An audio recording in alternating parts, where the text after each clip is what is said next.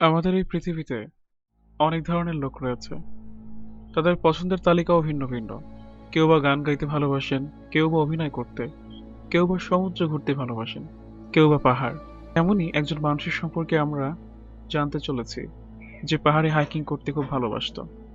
সে শেষবার পাহাড়ে ঠিকই চড়েছিল, কিন্তু বাড়িতে ফেরত আসেনি। অদ্ভুত মায়াজালে আজ আমরা একটি মিসিং কেস নিয়ে কথা বলবো, যা ৩০৪ দিন পর প্রায় ৯ মাসেরও বেশি সময় পরে সলভ হয়েছিল।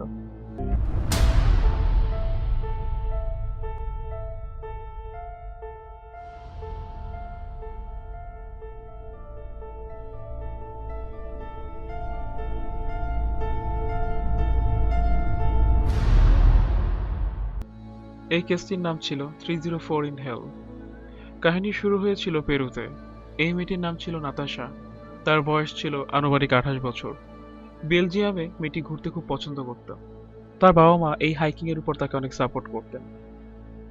ভিন্ন ভিন্ন স্থানে গিয়ে ঘুরতো এবং এক্সপ্লোর করতো নাতাশা। এর পাশাপাশি নাতাশা একজন অভিজ্ঞ হাইকার ছিলেন। তার সাথে ট্রেকিং এর অনেক অভিজ্ঞতা ছিল। ঘটনাটি মূলত ঘটেছিল 2022 সালের দিকে। কলকা ক্যানিয়ন নামের একটি জায়গা আছে, যা পৃথিবীর সবচেয়ে গভীর ট্রেকিং ডেস্টিনেশন। এই জায়গা পেরুতে অবস্থিত।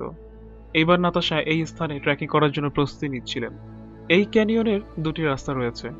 একটি হলো খুব সহজেই, যেটা একদিনের মধ্যেই ওঠা যাবে, আবার একদিনের মধ্যেই নেমে আসা যাবে। অন্যটি হলো অনেক কঠিন, যেটা শুধুমাত্র অনেক অভিজ্ঞ লোকের পক্ষে ওঠা সম্ভব, এবং এখানে আশেপাশে কোনো গাইড ছাড়া আপনি যেতে পারবেন না। মোট কথা, আপনাকে একজন অভিজ্ঞ হাইকার হতে হবে ক্যানিয়নে চড়ার জন্য। নাতাশা দ্বিতীয় রাস্তাটি চুজ করেছিলেন, যেটি ছিল সবচেয়ে বড় ভয়ঙ্কর রাস্তা। যতই আপনি উপরের দিকে যাবেন, ততই আপনার রাস্তা সরু আর প্রচন্ড পিচ্ছিল হতে থাকবে। সবচেয়ে বেশি খারাপ বিষয়টি হলো, আপনার পা পিছলে যাওয়ার সম্ভাবনা থাকে। এখানে নির্দিষ্ট করে কোনো রাস্তা নেই। এখানে হাইকাররা মূলত নিজেরাই রাস্তা তৈরি করে নিতেন। এই কারণে এখানে ইনজুরি পড়ে যাওয়ার সম্ভাবনা সবচেয়ে বেশি থাকে। এখানে গাইড নিয়ে যাওয়াটা অত্যন্ত জরুরি। কিন্তু নাতাশা এমনটা করেনি। নাতাশার কনফিডেন্স ছিল যে তার কারো সাহায্য বা গাইডের প্রয়োজন হবে না। নাতাশা কিন্তু একা ছিল না এই ক্যানিয়নে। তার সাথে অনেক লোক ছিল যারা ট্রেকিং করছিল, কিন্তু নাতাশা সবার আগে পৌঁছে গিয়েছিল। এই ট্রেকিং এ এমন একটা সময় এসেছিল যখন নাতাশা ক্যানিয়নের মধ্যে শুধু একাই ছিল। বাকিরা তার অনেক পিছনে পড়ে গিয়েছিল।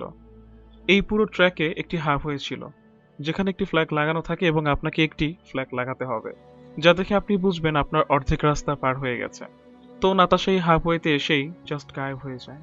তার বাকি ট্রাকাররা হাফওয়ে ক্যানিয়নে পৌঁছায় এবং নাতাশার ফ্ল্যাগ লাগানো দেখতে পায়, কিন্তু তারা নাতাশার সাথে এত কথা বলেনি, যার কারণে তারা মনে করেছিল হয়তো নাতাশা ফ্ল্যাগ লাগিয়ে উপরে চলে গেছে। এরপর সবাই ট্র্যাক কমপ্লিট করে সবাই নিজ নিজ হোটেলে চলে যায়, এবং হোটেল থেকে সবাই বাসায়ও চলে যায়, কিন্তু নাতাশা আর বাসায় ফেরেনি। সে সম্পূর্ণ গায়েব হয়ে গেছে। নাতাশার একটি ভালো দিক ছিল, সে তার প্যারেন্টসকে সন্ধ্যার সময় ফোন দিত। আজ যেহেতু কল আসেনি প্যারেন্টসের কাছে, নাতাশার মা বাবা খুবই চিন্তা পড়ে গিয়েছিল। তার বাবা মা জানতো নাতাশা আজকে কোথায় ট্র্যাক করতে গিয়েছিল এবং কতটা ভয়ঙ্কর এই জায়গাটি। মেয়ের কোনো খবর না পেয়ে নাতাশার বাবা মা ক্যানিয়নের অথরিটি এবং গার্ডের সাথে কথা বলে যে তার মেয়েকে খুঁজে পাওয়া যাচ্ছে না। এরপর হেলিকপ্টার, ড্রোন, তার ফ্রেন্ড, আশেপাশের যত লোক যারা ট্রেকিং এক্সপার্ট ছিলেন, তারা নাতাশাকে খোঁজার জন্য ওই রাতেই বের হয়ে যায়।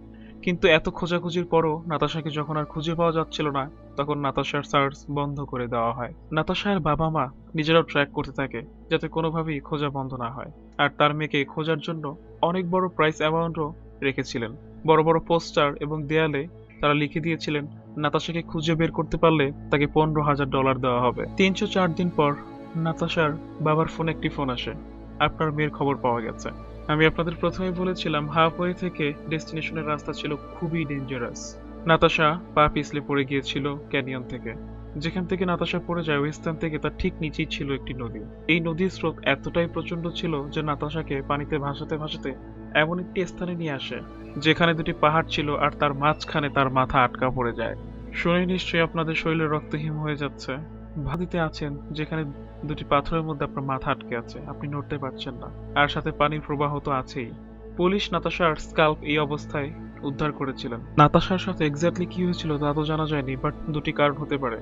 এর প্রথমটি হয়তো বন্যপ্রাণী তাকে মেরে ফেলেছিল, যেটা খুবই ভালো, সাথে সাথে তার মৃত্যু হয়ে গিয়েছিল।